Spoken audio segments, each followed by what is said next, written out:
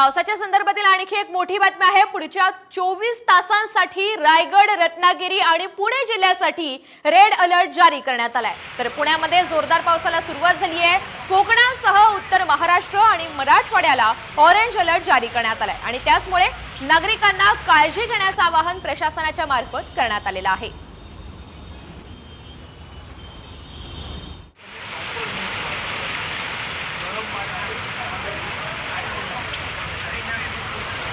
दरम्यान कोणत्या जिल्ह्याला रेड आणि ऑरेंज अलर्ट जारी करण्यात आला याची माहिती ग्राफिक्सच्या माध्यमातून समजून घेऊयात। मुंबई, रत्नागिरी, सिंधुदुर्ग, पालघर या जिल्ह्यांना रेड अलर्ट आहे।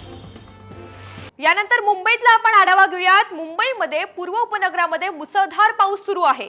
मुलुंड, नाहूर, कांजूरमध्ये जोरदार पाऊस बरसतोय। विक्रोळी, घाटकोपर या परिसरात सुद्धा पावसाने हजेरी लावली आहे आणि त्यामुळे सकल भागात पाणी साचायला सुरुवात झाली आहे।